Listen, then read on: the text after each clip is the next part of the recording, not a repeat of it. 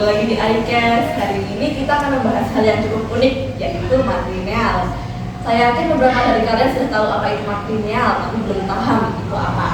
Nah, hari ini kita mengundang dua orang spesial yang akan membantu kita menjelaskan apa itu matrilineal secara rinci. Saya mempersilahkan mereka untuk memperkenalkan diri. Perkenalkan, nama saya Muhammad Sadam Hussein Al-Qadiri, biasa dipanggil Sadam. Saya ini lumayan ahli di bidang matrilineal. Dan saya Ataya Faika Khairul, saya adalah teman dari Sadam. Nah, aku mau tanya nih, menurut kalian itu apa sih matrilineal itu? Nah, jadi matrilineal itu sistem kekerabatan yang narik dari garis keturunan ibu.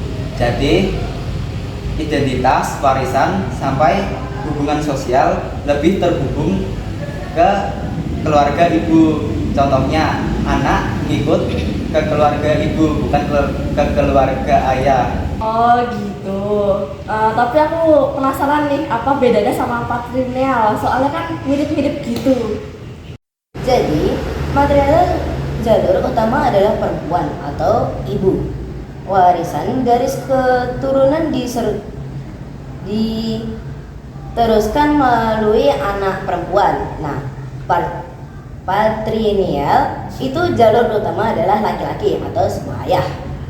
Warisan dan garis keturunan disatukan melalui anak laki-laki. Jadi gitu bedanya. Tapi di Indonesia gini contohnya tuh ada nggak sih? Oh, jelas ada dong. Di Indonesia yang paling terkenal matrilinealnya itu suku Minangkabau di Sumatera Barat. Dalam sistem ini, seperti yang aku jelasin di awal tadi, garis keturunan ditarik melalui pihak ibu, dan perempuan memegang peran penting dalam keluarga dan pewarisan harta. Selain Minangkabau, ada juga beberapa suku lain yang menganut sistem ini, seperti suku Semando di Sumatera Selatan, suku Enggano di Pulau Enggano, dan suku Aneo Jame di Aceh. Menurut kalian ada nggak sih kelebihan sama kekurangannya matrilineal? Kelebihan dan kekurangan sistem pewarisan matrilineal itu jelas ada. Kelebihannya, yang ke-1, menjamin keberlangsungan keluarga karena perempuan selalu menjadi pusat rumah tangga. 2, memberikan keamanan sosial bagi perempuan dan anak. 3, harta warisan seperti tanah, rumah lebih stabil karena dikelola bersama dalam garis keturunan ibu.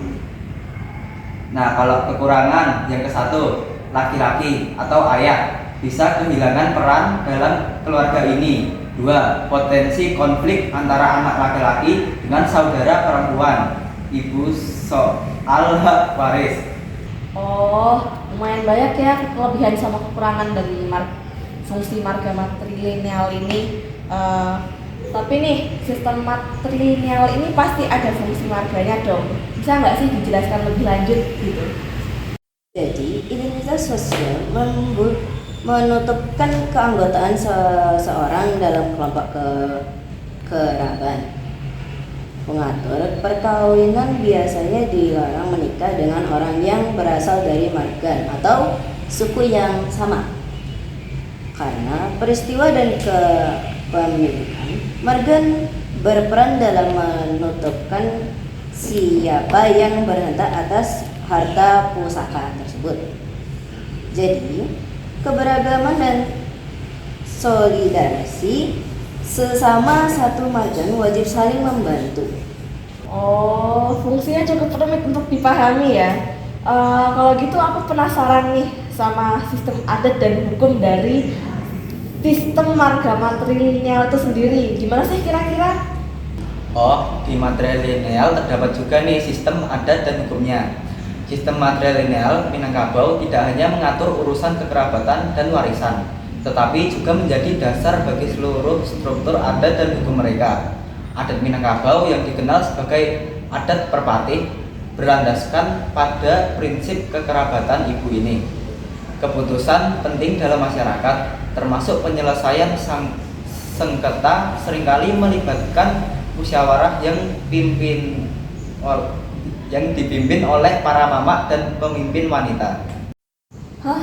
Mama? Apa itu mama? Emangnya mama sama ibu beda?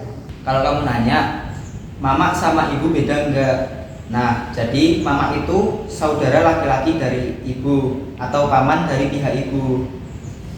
Ibu yang melahirkan dan ngurus anak, sedangkan mama jadi pemimpin dan pelindung kemenangan, seperti ngurus pendidikan, warisan, sampai keputusan keluarga. Jadi, walau garis keturunan lewat ibu, mama tetap tokoh penting di adat Minangkabau. Di era modern ini kan banyak banget nih budaya yang sudah dimodernisasi.